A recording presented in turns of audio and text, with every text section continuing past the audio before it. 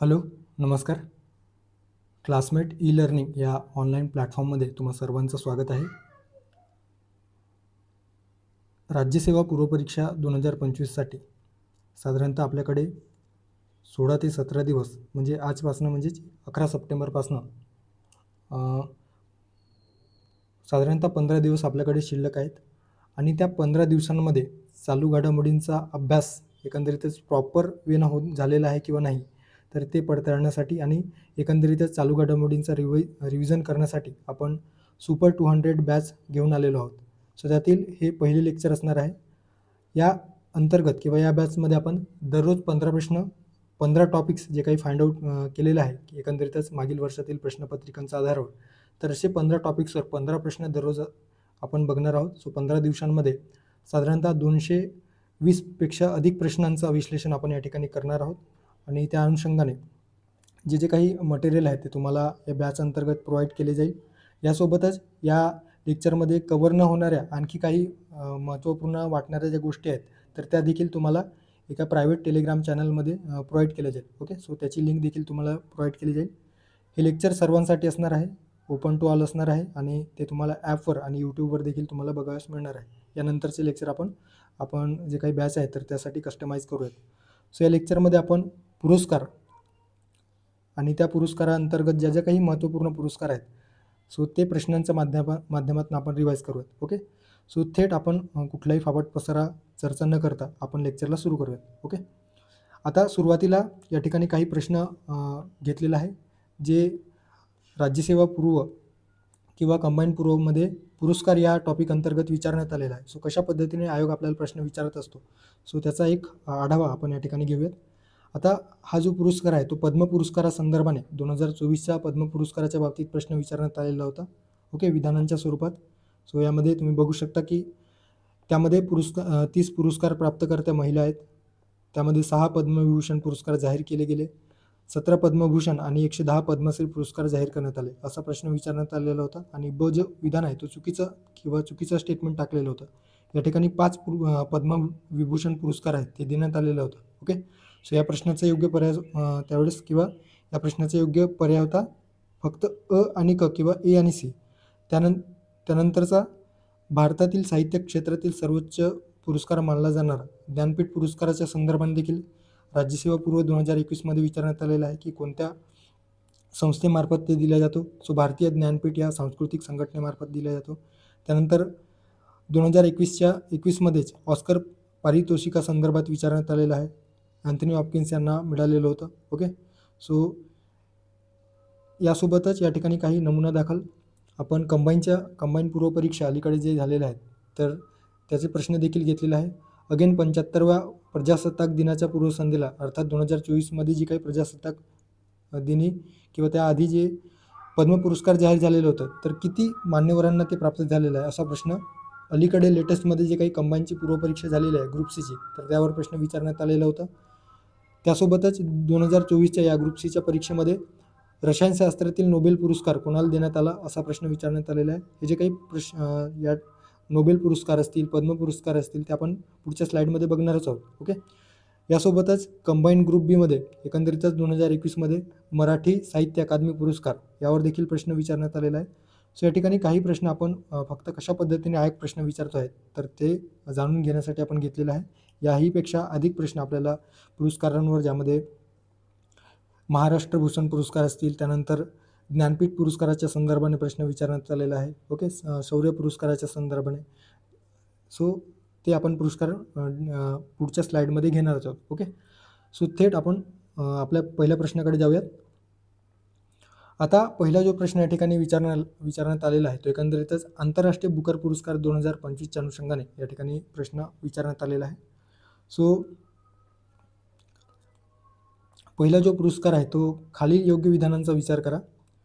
यामध्ये अविधान दिलेलं आहे. 2025चा आंतरराष्ट्रीय बुकर पुरस्कार बानू मुस्ताक यांचा हार्टलॅम्ब या कविता संग्रहाला जाहीर झाला. सो कीवर्ड लक्षात ठेवायचं आहे आपल्याला. ओके, सो 2025चा आंतरराष्ट्रीय बुकर पुरस्कार बानू मुस्ताक यांचा हार्टलॅम्ब या कविता संग्रहाला जाहीर झाला.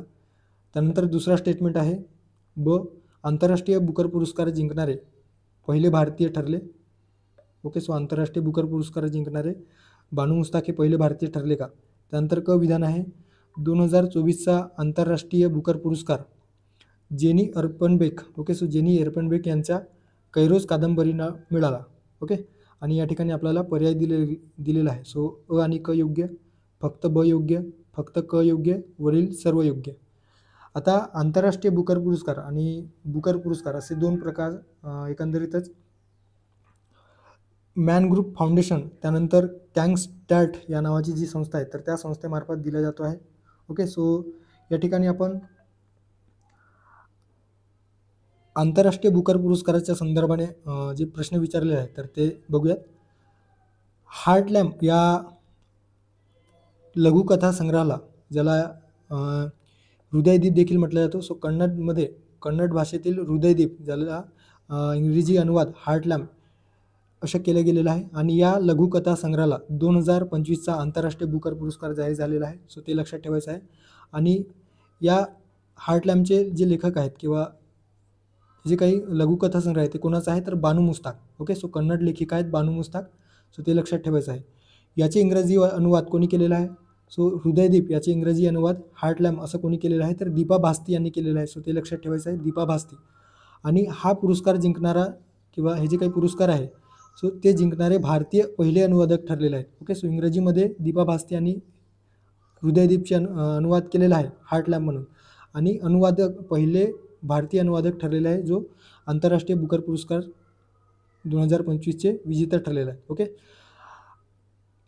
जर आपण ओव्हरऑल याचा विचार केला की आंतरराष्ट्रीय बुकर पुरस्कार जिंकणारे कितवे भारतीय ठरलेले आहेत बानू मुस्ताक, तर ते द्वितीय भारतीय ठरलेलं आहे, ओके. सो द्वितीय भारतीय ते ठरलेले आहेत आफ्टर 2022मध्ये जे टॉम ऑफ सँड किंवा रेत समाधी जी गीतांजली श्री यांनी लिहिलेलं होतं, ओके.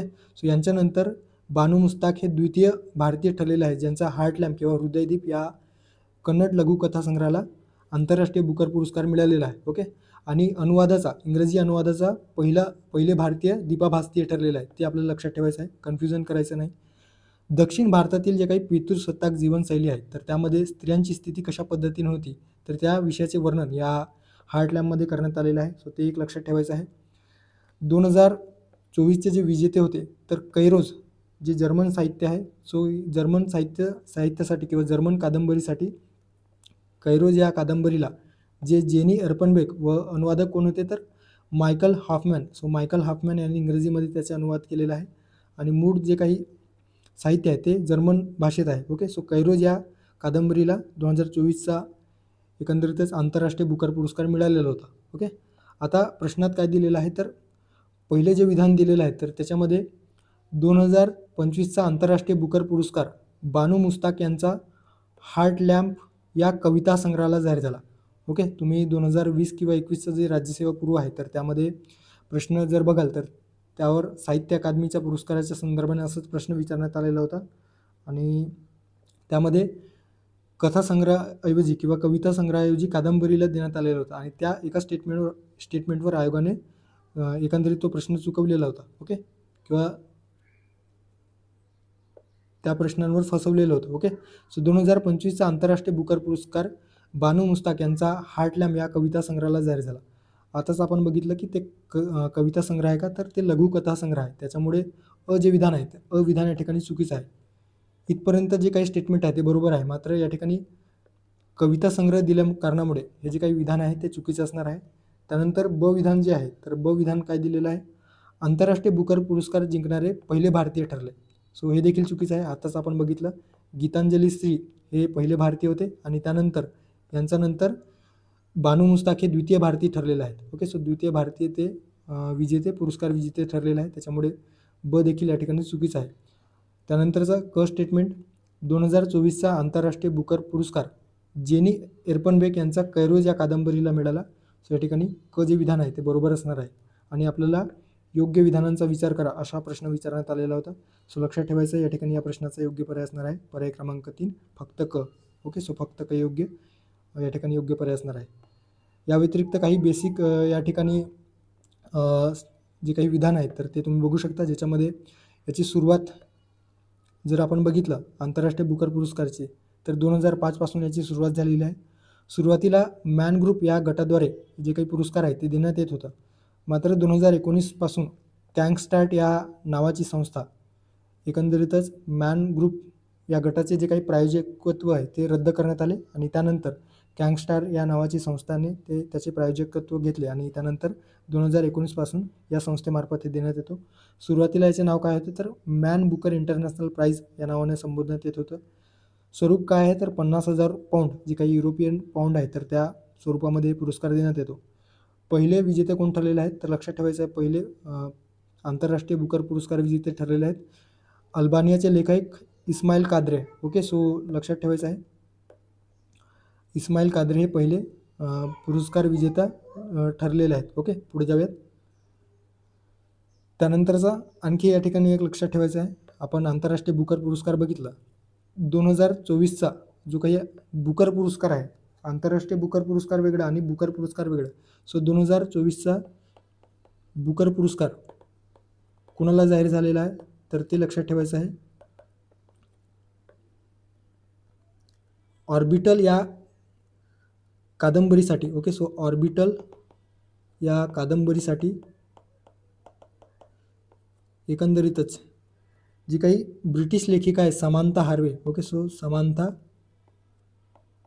हार्वे यांना हे जे काही पुरस्कार आहे बुकर पुरस्कार ते जाहीर झालेला आहे. सो ते एक लक्षात ठेवायचं आहे.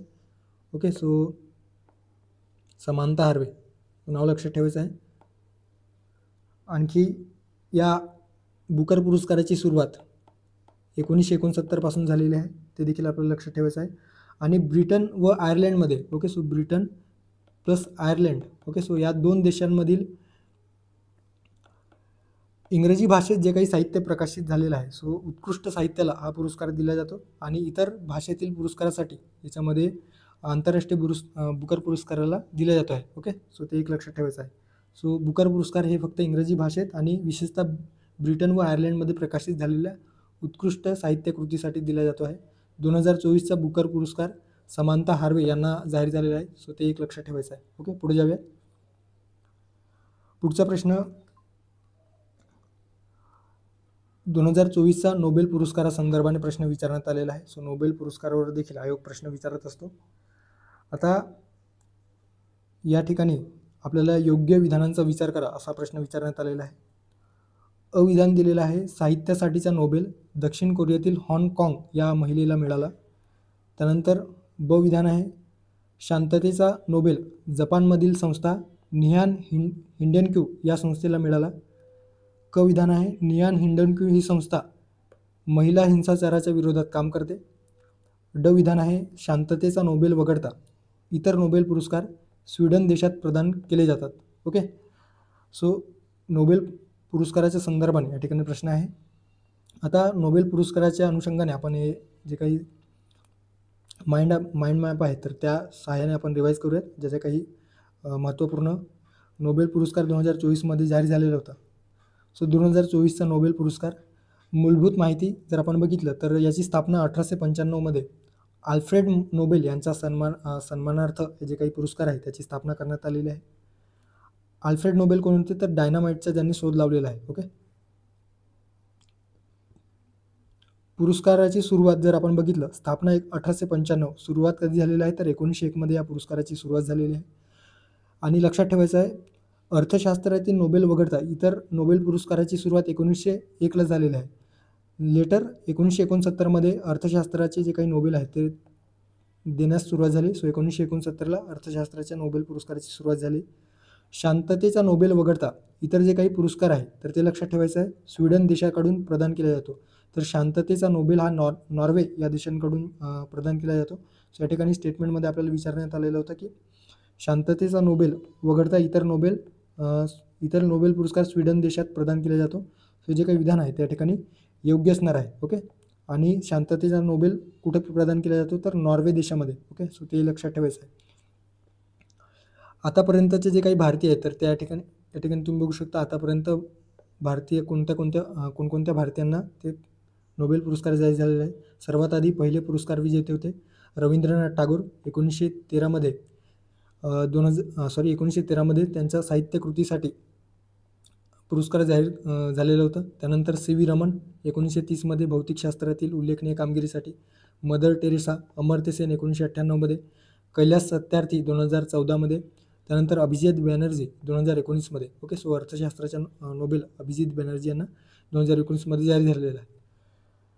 आता जे काही वेगवेगळ्या विषयांसाठी नोबेल पुरस्कार दिला जातो, तर त्यामध्ये वैद्यकशास्त्रातील नोबेल किंवा मेडिसिनच्या संदर्भात जे नोबेल आहे ते कोणाला देण्यात आलेलं आहे, तर विक्टर ॲम्ब्रोज व गॅरी रुकन. ओके, सो विक्टर ॲम्ब्रोज व गॅरी रुकन यांना मायक्रो RNA व पोस्ट ट्रान्स्क्रिप्शनल जीन या संशोधनासाठी. ओके, सो मायक्रो RNA व पोस्ट ट्रान्स्क्रिप्शनल जीनच्या संशोधनासाठी एकंदरीतच वैद्यकशास्त्रातील किंवा मेडिसिनचा नोबेल जाहीर झालेला आहे. भौतिकशास्त्रातील नोबेल जॉन हाफिल्ड व जेफ्री हिंटन. सो लक्षात ठेवायचं आहे, जॉन हाफिल्ड व जेफ्री हिंटन यांना AI उपयोगी अशा मशीन लर्निंग व आर्टिफिशियल इंटेलिजन्स किंवा आर्टिफिशियल न्यूरल नेटवर्कच्या संशोधनासाठी भौतिकशास्त्राचा नोबेल जाहीर झालेला आहे. त्यानंतर केमिस्ट्री किंवा रसायनशास्त्राचा नोबेल, ज्यावर अलीकडे 2024च्या ग्रुप सीमध्ये प्रश्न विचारण्यात आलेला होता. So David baker, Demis Hassabis व जॉन जॅम्पर. ओके, सो लक्षात ठेवायचं आहे, डेव्हिड बेकर, डेमिस हसाबिस व जॉन जॅम्पर यांना कम्प्युटेशनल प्रोटीन डिझाईन, विशेषतः डेव्हिड बेकर यांना कम्प्युटेशनल प्रोटीन डिझाईन, तर डेमिस हसाबिस व जॉन जॅम्पर यांना प्रोटीन स्ट्रक्चर प्रेडिक्शनसाठी रसायनशास्त्राचा जो काही नोबेल आहे तो जाहीर झालेला आहे. त्यानंतर साहित्य कृतीसाठी, सो साहित्याचा नोबेल एकंदरीतच हाँगकाँग. ओके, सो लक्षात ठेवायचं, हाँगकाँग दक्षिण कोरियातील ह्या महिला आहेत आणि एकंदरीतच ओव्हरऑल जर विचार केला तर आशियाई पहिली महिला आहे ज्यांना साहित्य क्षेत्रातील किंवा साहित्य कृतीतील नोबेल जाहीर झालेला आहे. ओके, सो दक्षिण कोरियातील पहिली महिला आहेतच, सोबतच ते आशियातील पहिली महिला आहेत. त्यांचं जर कविता संग्रह लक्षात ठेवायचं झालं तर विंटर इन सोल कविता संग्रह आहे. द व्हेजिटेरियन ही जी काही कादंबरी आहे तर त्याला 2016मध्ये मॅन बुकर इंटरनॅशनल पुरस्काराने किंवा आजच्या आंतरराष्ट्रीय बुकर पुरस्काराने 2016मध्ये गौरवण्यात आलेलं होतं. ओके, सो ते लक्षात ठेवायचं, हाँगकाँग.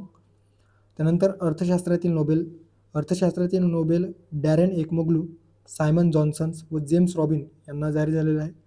इन्स्टिट्यूशनल इस्टॅब्लिशमेंटसाठी एकंदरीतच या संस्था कशा पद्धतीने वर्क करतात किंवा संस्था कशा निर्माण होतात, वेगवेगळ्या ज्या काही इकॉनॉमिकल इन्स्टिट्यूशन आहेत तर ते डेव्हलप कसे होतात, तर त्यासाठी हे जे काही पुरस्कार आहे ते डॅरेन एकमोग्लू, त्यानंतर आहे जेम्स रॉबिन आणि सायमन जॉन्सन यांना पुरस्कार जाहीर झालेला आहे.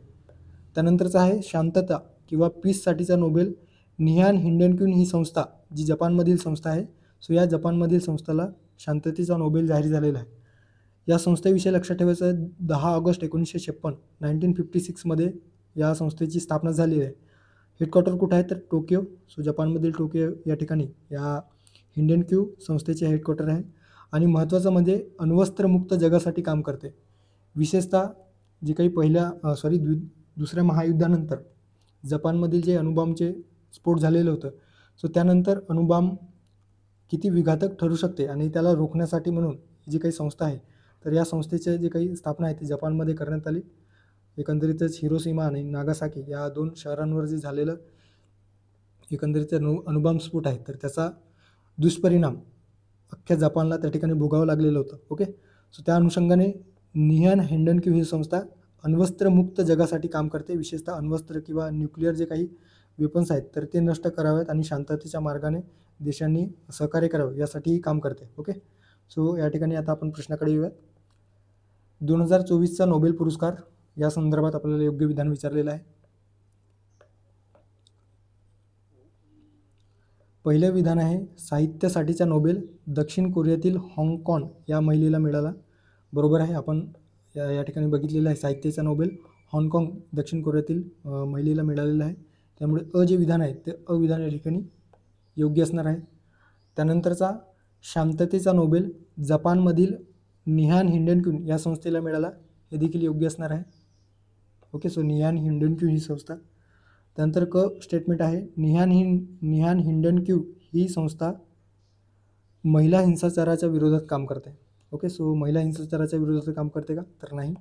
अण्वस्त्रमुक्त किंवा न्यूक्लिअर जे काही वेपन्स मुक्त राष्ट्र निर्माण करण्यासाठी ती काम करते. त्याच्यामुळे जे विधान आहे तर विधान आपण या ठिकाणी चुकीचं असणार आहे. त्यामुळे विधान जर वगळलं तर आपल्याला योग्य पर्याय मिळतो आहे. ओके, आणि विधानात दिलेलं आहे की शांततेचा नोबेल वगळता इतर नोबेल पुरस्कार स्वीडन देशात प्रदान केला जातो. सो बरोबर आहे.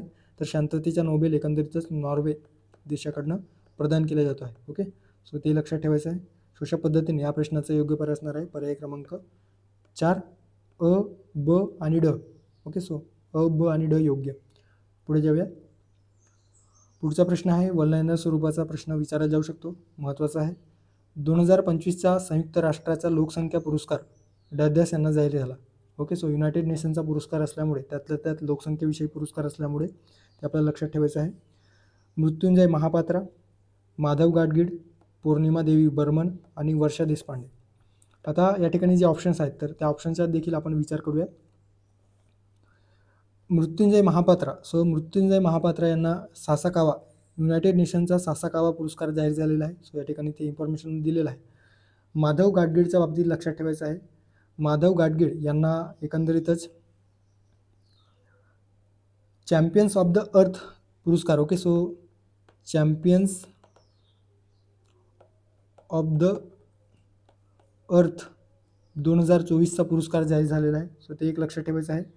So champions of the earth पुरस्कार विशेषतः माधव गाडगीळच्या बाबतीत एकंदरीतच निलगिरी वन्यजीव क्षेत्राचे जे दक्षिण भारतामध्ये कर्नाटक तामिळनाडूच्या परिसरामध्ये जे अभयारण्य आहे निलगिरी अभयारण्य, सो त्याच्या एकंदरीतच संवर्धनासाठी त्यासोबतच 2010मध्ये जी पश्चिम घाटाच्या संवर्धनासाठी जी एक्सपर्ट कमिटी स्थापन झालेली होती तर त्यामध्ये देखील या माधव गाडगीळ यांच्या अध्यक्षतेखाली ती समिती स्थापन झालेली होती.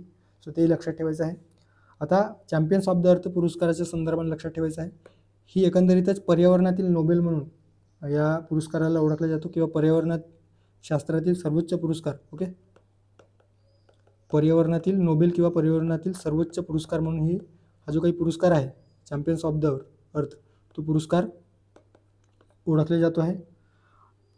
आणि कोणत्या संस्थेमार्फत दिला जातो तर United Nation Environment Programme, so UNEP या संस्थेमार्फत हे दिला जातो. सो इतकंच आपल्याला या ठिकाणी लक्षात ठेवायचं आहे. ओके, सो या व्यतिरिक्त माधव गाडगीळच्या बाबतीत तुम्हाला मी टेलिग्रामवर एक जे काही त्यांच्याविषयी जे इन्फॉर्मेशन आहे या ठिकाणी गॅदर करून ठेवलेलं आहे तर त्याविषयी इन्फॉर्मेशन देतो आहे. ओके, सो पौर्णिमा देवी बर्मन यांच्याविषयी पुढच्या स्लाईडमध्ये आपण एकंदरीतच प्रश्न फ्रेम केलेला आहे आणि त्यांच्याविषयी ती सखोल आपण बघूयात. ओके, आता या ठिकाणी जो पुरस्कार आपल्याला विचारण्यात आलेला आहे सो त्यामध्ये लोकसंख्येचा पुरस्कार युनायटेड नेशनच्या लोकसंख्येचा पुरस्कार कोणाला जाहीर झाला असा प्रश्न विचारण्यात आलेला आहे 2025च्या अनुषंगाने. सो संयुक्त राष्ट्राच्या लोकसंख्या पुरस्कार 2025 ॲडव्होकेट वर्षा देशपांडे यांना जाहीर झालेला आहे. सो लक्षात ठेवायचं ॲडव्होकेट वर्षा देशपांडे यांना जाहीर झालेला आहे. महिला सक्षमीकरण किंवा संरक्षण आणि स्त्री भ्रूण हत्या प्रतिबंध करण्यासाठी या कार्यासाठी त्यांना एकंदरीतच संयुक्त राष्ट्राचा लोकसंख्या पुरस्कार 2025 जाहीर करण्यात आलेला आहे. या पुरस्काराची स्थापना 1981मध्ये जाहीर झालेला आहे. ओके, आणि संयुक्त राष्ट्रामध्ये एकंदरीतच पहिल्यांदा मराठीतून भाषण देणारी ती पहिली महिला ठरलेली आहे. सो ते देखील आपल्याला लक्षात ठेवायचं आहे. ॲडव्होकेट वर्षा देशपांडे. सो या प्रश्नाचे योग्य पर्याय असणार आहे पर्याय क्रमांक 4 वर्षा देशपांडे. ओके, त्यानंतर या ठिकाणी जो पर्याय दिलेला आहे मृत्युंजय महापात्रा, सो त्यांच्याविषयी लक्षात ठेवायचं आहे. संयुक्त राष्ट्राचा सासाकावा पुरस्कार 2025 त्यांना जाहीर झालेला आहे.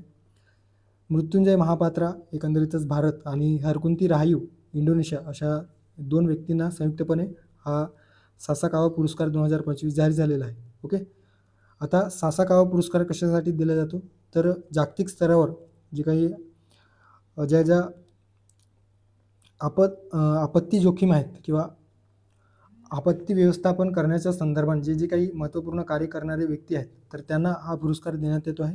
ओके, सो आपत्ती जोखीम कमी करण्यासाठी हा संयुक्त राष्ट्राचा सासाकावा पुरस्कार जारी करण्यात येतो. ओके, सो भारतीय हवामान विभागाचे संचालक डॉक्टर मृत्युंजय महापात्रा ज्यांना cyclone man of India, so हे देखील लक्षात ठेवायचं आहे त्यांना सायक्लोन मॅन ऑफ इंडिया जर प्रश्नात स्टेटमेंट बेस्ड प्रश्न विचारला तर आपल्याला लक्षात ठेवायचं आहे सायक्लोन मॅन ऑफ इंडिया म्हणून ओळखला जातो. सो डॉक्टर मृत्युंजय महापात्रा यांना संयुक्त राष्ट्राचा सासाकावा पुरस्कार जाहीर झालेला आहे. स्थापना कधी झालेला आहे या पुरस्काराची तर 1986मध्ये या पुरस्काराची स्थापना झालेली आहे आणि द निप्पॉन फाउंडेशनच्या सहकार्याने एकंदरीतच संयुक्त राष्ट्र हे जे काही पुरस्कार आहे ते प्रदान करत असतो. सो पर्याय क्रमांक 4 वर्षा देशपांडे हे लक्षात ठेवायचं आहे. राष्ट्रीय युनायटेड नेशनचा लोकसंख्या विषयक पुरस्कार. त्यानंतरचा थोडं जास्त डिटेलमध्ये आपण जातो आहे. त्यानंतरचा पुरस्कार आहे ऑस्कर पुरस्कार 2024 किंवा 2025च्या अनुषंगाने 97व्या ऑस्कर पुरस्काराच्या संदर्भात या ठिकाणी प्रश्न विचारण्यात आलेला आहे. योग्य विधान आपल्याला ओळखायचं आहे. ओके, सो सर्वोत्कृष्ट चित्रपटाचा पुरस्कार अनुरा या चित्रपटाला मिळाला. ब विधान आहे सर्वोत्कृष्ट दिग्दर्शकाचा पुरस्कार शीन बेकर या दिग्दर्शकाला दिग्दर्शकाला मिळाला. ऑस्कर पुरस्काराची सुरुवात 1927 पासून सुरू झाली. सो यापैकी आपल्याला योग्य विधान फाइंड आउट करायचं आहे. आता 97व्या ऑस्कर पुरस्काराच्या संदर्भाने या ठिकाणी जे परीक्षेत विचारलं जाऊ शकतो आणि आपल्याला लक्षात ठेवायला डुएबल होईल असेच या ठिकाणी इन्फॉर्मेशन दिलेलं आहे. सो सर्वोत्कृष्ट चित्रपट लक्षात ठेवायचा आहे अनुरा.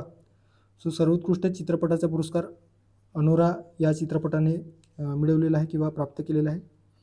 यासोबतच सर्वोत्कृष्ट दिग्दर्शकाचा पुरस्कार जो आहे तो शीन बेकर यांचा अनुरा, जे काही अनुरा चित्रपट आहेत तर ते शीन बेकर यांनी दिग्दर्शित केलेलं आहे आणि त्यांना सर्वोत्कृष्ट दिग्दर्शकाचा पुरस्कार देखील मिळालेला आहे. सर्वोत्कृष्ट अभिनेत्री मिक्की मेडिसन. ओके, सो याच अनुरा चित्रपटातील जी अभिनेत्री आहे मिक्की मेडिसन यांना सर्वोत्कृष्ट अभिनेत्रीचा पुरस्कार देण्यात आलेला आहे, ऑस्कर पुरस्कार. सर्वोत्कृष्ट अभिनेता लक्षात ठेवायचा ॲड्रियन ब्रॉडी. सो ॲड्रियन ब्रॉडी जे द ब्रुटलिस्ट नावाचे जे काही चित्रपट आहे हॉलिवूड चित्रपट तर त्यातील अभिनेते आहेत ॲड्रियन ब्रॉडी, तर त्यांना या 97व्या ऑस्कर पुरस्कारामध्ये सर्वोत्कृष्ट अभिनेता पुरस्कार देण्यात आलेला आहे. सर्वोत्कृष्ट डॉक्युमेंटरी फीचर्स लक्षात ठेवायचं आहे नो अदर लँड, जे पॅलेस्टाईन चित्रपटावर बेस्ड आहे किंवा पॅलेस्टाईन चित्रपट आहे. सो नो अदर लँड नावाचे जे काही चित्रपट आहे तर त्याला सर्वोत्कृष्ट डॉक्युमेंटरी फीचर्स पुरस्कार मिळालेला आहे. ओके, आता पुरस्काराविषयी स्थापना 1927, सुरुवात 1929ला झालेली आहे. सो लक्षात ठेवायचं स्थापना 1927 आणि याची सुरुवात 1929ला झालेली आहे. The academy of motion picture art and सायन्सद्वारे प्रदान केला जातो. अमेरिकेतील डॉल्बी थिएटर इन हॉलिवूड जे लॉस एंजलिसमध्ये आहे तर त्या ठिकाणी हा पुरस्कार प्रदान करण्यात येतो आहे. ओके, सो ते एक लक्षात ठेवायचं आहे. आता आपण प्रश्नाकडे येऊयात. सर्वोत्कृष्ट चित्रपटाचा पुरस्कार अनुरा चित्रपटाला मिळाला का? बरोबर आहे, आताच आपण बघितलेला आहे अनुरा चित्रपट. ब आहे सर्वोत्कृष्ट दिग्दर्शकाचा पुरस्कार शीन बेकर या दिग्दर्शकाला मिळाला. सो हे देखील बरोबर आहे. ओके, सो शीन बेकर जे अनुरा चित्रपटाचेच दिग्दर्शक आहेत. त्यानंतर आहे ऑस्कर पुरस्काराची सुरुवात 1927 पासून सुरू झाली. सो हे जे काही विधान आहे ते एकंदरीतच चुकीचं विधान असणार आहे, कारण सुरुवात 1929 पासून झालेली आहे, स्थापना मात्र 1927ला झालेली आहे. त्याच्यामुळे फक्त अ आणि ब या ठिकाणी योग्य असणार आहे. सो पर्याय क्रमांक 2 फक्त अ आणि ब योग्य असणार आहे. ओके, सो या व्यतिरिक्त आणखी काही जे पुरस्कार आहेत ते तुम्हाला या इमेजमध्ये दिसून येईल. Okay, so best picture Anura, director जर आपण बघितलं बेस्ट डायरेक्टर शीन बेकर. ओके, सो इतर जे काही पुरस्कारांच्या विषयी तुम्ही या PDF ते नंतर वाचून घेऊ शकता. ओके, पुढे जाऊयात. पुढचा प्रश्न आहे एकंदरीतच ज्ञानपीठ पुरस्काराच्या संदर्भाने या ठिकाणी प्रश्न विचारण्यात आलेला आहे. खालीलपैकी अचूक विधानांचा विचार करा. अविधान आहे 2023चा 58वा ज्ञानपीठ पुरस्कार गुलजार आणि रामभद्राचार्य यांना जाहीर झाला. ब विधान आहे 2024चा 59वा ज्ञानपीठ पुरस्कार विनोद कुमार शुक्ला यांना जाहीर झालेला आहे. त्यानंतर क विधान आहे ज्ञानपीठ पुरस्काराची सुरुवात 1961ला करण्यात आली. ड विधान आहे विनोद कुमार शुक्ला यांच्या दीवार में खिडकी रहती है या कादंबरीला साहित्य अकादमीचा 1999चा पुरस्कार मिळाला आहे. सो या ठिकाणी आपल्याला अचूक म्हणजेच योग्य विधान या ठिकाणी फाइंड आउट करायचं आहे. ओके, आता ज्ञानपीठ पुरस्काराविषयी या ठिकाणी लक्षात घ्यायचं आहे. 59वा ज्ञानपीठ पुरस्कार 2024चा जे 2025मध्ये प्रदान करण्यात आलेला आहे. ओके, सो लक्षात ठेवायचं आहे 2025चा ज्ञानपीठ पुरस्कार अलीकडे जाहीर झालेला नाही किंवा अद्याप तरी जाहीर झालेला नाही. ते तर जे 2024चा किंवा 59वा ज्ञानपीठ पुरस्कार 2024चा आहे जे 2025मध्ये जाहीर झालेला आहे. सो यामध्ये हा जे काही पुरस्कार आहे ते विनोद कुमार शुक्ला यांना ज्ञानपीठ पुरस्कार जाहीर झालेला आहे आणि ते कुठले आहेत तर छत्तीसगडचे आहेत, ते लक्षात ठेवायचं आहे. छत्तीसगडमधील पहिले व हिंदीतील एकूण 12वे लेखक ते ठरलेले आहेत. ओके, सो छत्तीसगडमधील पहिले ज्ञानपीठ पुरस्कार मिळवणारे पहिले लेखक ठरलेले आहेत. तर हिंदीतील ते 12वे लेखक ठरलेले आहेत. ते एकंदरीत ऑक्युपेशनली कृषी पदवीधर आहेत. ओके. आपल्या कवितेला कोणतेही शीर्षक न देणे हे त्यांचे वैशिष्ट्य आहे. सो ते त्या जे कविता त्यांची आहेत तर त्यांना असे विशेष शीर्षक त्यांच्या कवितेमध्ये दिसून येत नाही. सो ते त्यांच्या कवितेचे एक वैशिष्ट्य म्हणून ते ओळखले जाते. ओके. सो आपल्या कवितेला कोणतेही शीर्षक न देणे हे त्यांचे वैशिष्ट्य आहे. लगबग जय हिंद हा त्यांचा पहिला कविता संग्रह होता. ते लक्षात ठेवायचं, 1971 प्रकाशित झालेला. पेट पर कमरा पहिला कथासंग्रह आहे त्यांचा. त्यानंतर आहे दीवार में खिडकी रहती है या कादंबरीला साहित्य अकादमी 1999चा पुरस्कार जाहीर झालेला आहे. तर त्यासोबतच पेन नाबोकोन पुरस्कार जाहीर झालेला आहे. ओके. सो पेन नाबोकोह आंतरराष्ट्रीय पुरस्कार 2023चा पुरस्कार देखील त्यांना जाहीर झालेला आहे. ओके. सो दीवार में खिडकी रहती या कादंबरीला साहित्य अकादमीच्या 1999चा आंतरराष्ट्रीय एकंदरीतच साहित्य अकादमी पुरस्कार जाहीर झालेला आहे. ओके. सो ज्ञानपीठ पुरस्कार जे आहे 59वा ते विनोद कुमार शुक्ला यांना जाहीर झालेला आहे. ओके. 2023चा ज्ञानपीठ पुरस्कार जे 58वा ज्ञानपीठ पुरस्कार होतं तर एकंदरीतच गुलजार उर्दू भाषेसाठी गुलजार आणि संस्कृत भाषेसाठी रामभद्राचार्य यांना हा पुरस्कार देण्यात आलेला आहे. सो ते एक लक्षात ठेवायचं आहे. आता प्रश्नात दिलेलं होतं की 2023चा 58वा ज्ञानपीठ पुरस्कार गुलजार आणि रामभद्राचार्य यांना जाहीर झाला. बरोबर आहे. सो 58वा जे काही ज्ञानपीठ पुरस्कार आहे ते गुलजार आणि रामभद्राचार्य यांना मिळालेला आहे. त्यानंतर 2024चा 59वा ज्ञानपीठ पुरस्कार विनोद कुमार शुक्ला यांना मिळाला. सो हे देखील बरोबर आहे. ज्ञानपीठ पुरस्काराची स्थापना 1961ला करण्यात आली का? सो या ठिकाणी पुरस्काराच्या बेसिक जे काही इन्फॉर्मेशन आहे तर स्थापना 1961ला करण्यात आली आणि प्रथम पुरस्कार जे आहे ते 1965ला प्रदान करण्यात आलेला आहे. 1965ला पहिला पुरस्कार देण्यात आला. सो मल्याळम कविता संग्रह उड्डागुझल. ओके. सो उड्डागुझल या कविता संग्रहाला जे जी शंकर कुरूप यांनी लिहिलेलं आहे. सो त्यांच्या जी शंकर कुरूप यांच्या उड्डागुझल या कविता संग्रहाला 1965चा पहिला ज्ञानपीठ पुरस्कार प्रदान करण्यात आलेलं होतं. स्वरूप जर बघितलं तर 11 लाख रुपये प्लस सरस्वती देवीची जी कांस्याची मूर्ती आहे तर ती या ज्ञानपीठ पुरस्काराच्या अनुषंगाने प्रदान केला जातो आहे. ओके. सो या ठिकाणी क जे विधान आहे ते देखील या ठिकाणी योग्य असणार आहे. स्थापना 1961ला मात्र पहिला पुरस्कार 1965ला, त्याच्यामुळे क देखील या ठिकाणी योग्य असणार आहे. आणि ड विधान विनोद कुमार शुक्ला यांच्या दीवार में खिडकी रहती है या कादंबरीला साहित्य अकादमीच्या 1999चा पुरस्कार मिळाला. सो हे देखील योग्य असणार आहे. ओके. सो वरील सर्व पर्याय क्रमांक 1 या प्रश्नाचा योग्य पर्याय असणार आहे. त्यानंतर पुढे जाऊयात. पुढचा प्रश्न आहे सरस्वती सन्मान या अनुषंगाने प्रश्न विचारण्यात आलेला आहे. 2024चा सरस्वती सन्मान डॅश यांना जाहीर झाला. पुष्पा भारती, प्रभा वर्मा, महोपाध्याय भद्रेश दास आणि गगन गिल. सो कुणाला या ठिकाणी 2024चा सरस्वती सन्मान जाहीर झालेला आहे? सो लक्षात ठेवायचं आहे सरस्वती सन्मान 2024 34वे सरस्वती सन्मान असणार आहे. महोपाध्याय साधू भद्रेश दास यांना हा 2024चा सरस्वती सन्मान जाहीर झालेला आहे. त्यांचं पुस्तक लक्षात ठेवायचं आहे. कोणत्या पुस्तकासाठी सरस्वती सन्मान जाहीर झालेला आहे तर स्वामीनारायण सिद्धांत सुधा. ओके. एक मिनटं. सो स्वामीनारायण सिद्धांत सुधा या संस्कृत कादंबरीसाठी किंवा पुस्तकासाठी किंवा साहित्यासाठी एकंदरीतच 34वे सरस्वती सन्मान जाहीर झालेला आहे. ओके. सो नांदेड येथे जन्मलेले आणि आंतरराष्ट्रीय स्तरावरील एक प्रसिद्ध किंवा विख्यात विद्वान म्हणून ते ओळखले जातात. बोचसनवासी अक्षर पुरुषोत्तम स्वामीनारायण संस्था. ओके. सो या संस्थेचे ते नियुक्त साधू आहेत. सो ते लक्षात ठेवायचं आहे. सो या प्रश्नाचे योग्य पर्याय असणार आहे पर्याय क्रमांक 3 महोपाध्याय भद्रेश दास. ओके. 2023चा जो काही सरस्वती सन्मान आहे तो प्रभा वर्मा. ओके. सो 2023चा कोणाला मिळालेला आहे तर प्रभा वर्मा यांचा जे काही मल्याळम कादंबरी आहे सो या कादंबरीला रौद्र सात्विकम या कादंबरीला 2023चा सरस्वती सन्मान मिळालेला आहे. तर 2024चा महोपाध्याय साधू भद्रेश दास. यासोबतच एक पुरस्कार आहे व्यास सन्मान. सो व्यास सन्मान हिंदी लेखिका सूर्यबाला यांना पुरस्कार जाहीर झालेला आहे 2024चा व्यास सन्मान. 2018मध्ये त्यांनी एक कोण देश के वासी वेणू की डायरी या साहित्यकृतीला किंवा कविता संग्रहाला हा पुरस्कार देण्यात आलेला आहे. ओके, सो व्यास सन्मानाच्या बाबतीत लक्षात ठेवायचं कोण देश को वासी वेणू की डायरी जे 2018मध्ये हिंदी लेखिका सूर्यबाला यांनी लिहिलेलं आहे. सो त्या एकंदरीत साहित्यकृतीला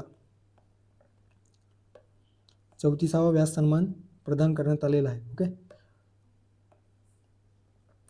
2023चा 33वे व्यास सन्मान पुष्पा भारती यांचा यादे यादे और यादे या कादंबरीला किंवा एकंदरीत कविता संग्रहाला देण्यात आलेला होता, नॉट कादंबरी. सो यादे यादे और यादे. सो या ठिकाणी या योग्य पर्याय असणारा पर्याय क्रमांक 3 महामहोपाध्याय भद्रेश दास. आता पुरस्काराच्या बेसिक या ठिकाणी तुम्ही बघू शकता. व्यास सन्मानाच्या बाबतीत 1991मध्ये आणि व्यास सन्मान असो की सरस्वती सन्मान दोन्ही पुरस्काराची सुरुवात 1991मध्ये झालेली आहे. दोन्ही पुरस्कार हे के बिर्ला फाउंडेशनतर्फे देण्यात येतो.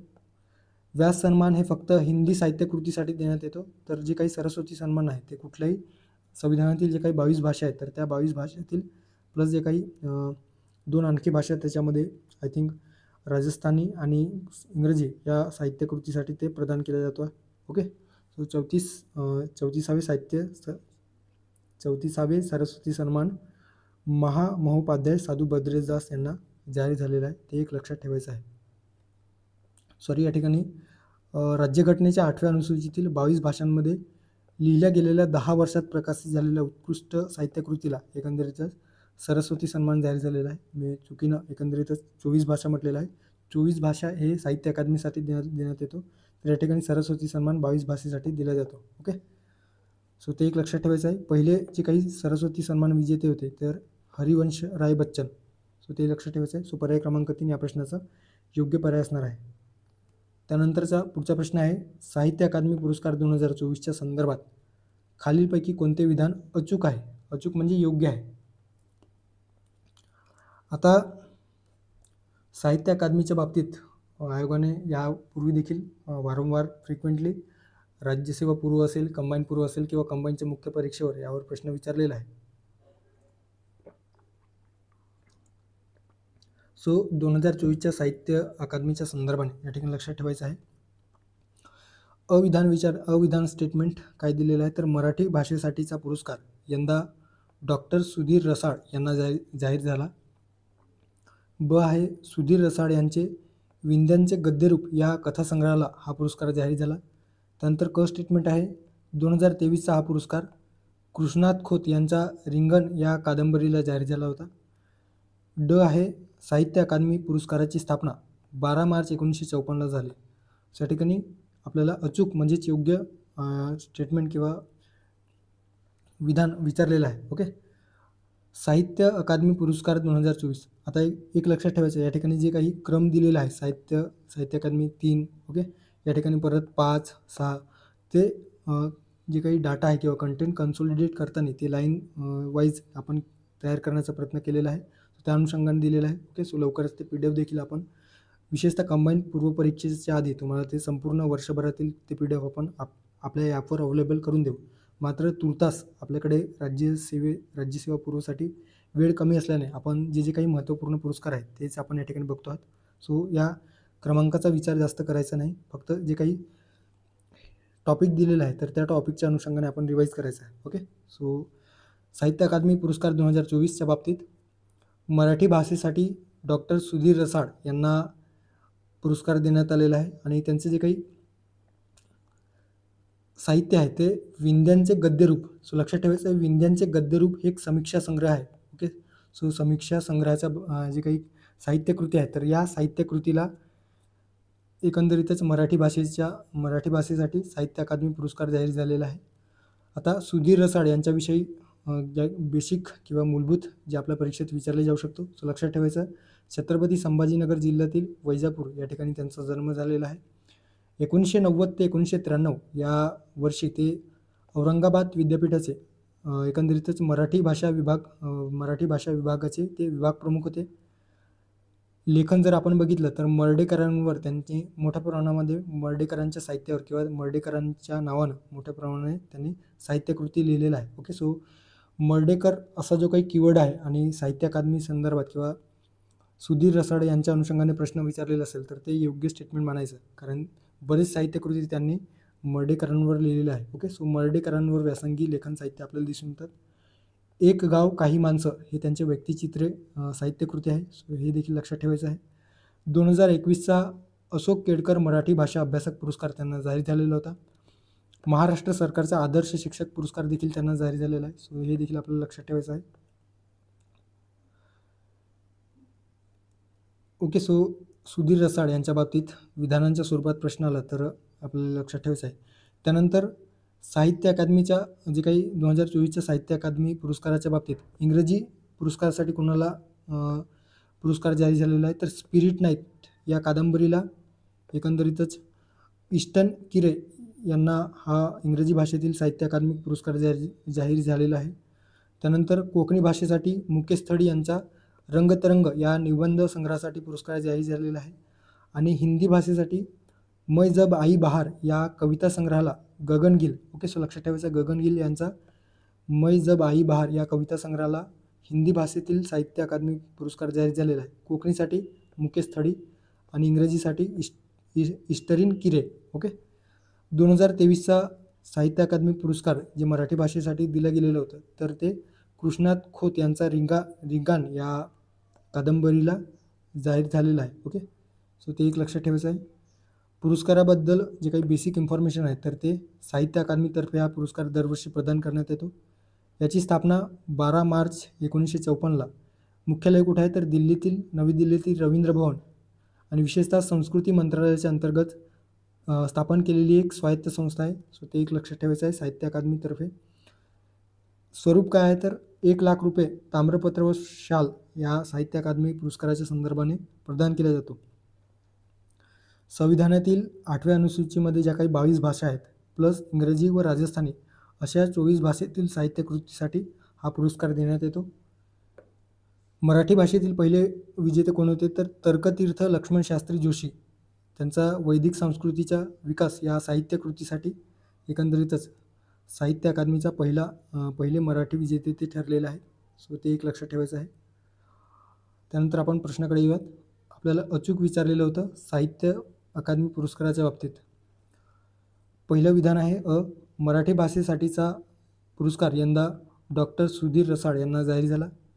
त्यानंतर ब आहे सुधीर रसाळ यांचा विंध्यांचे गद्यरूप या कथासंग्रहाला हा पुरस्कार जाहीर झाला.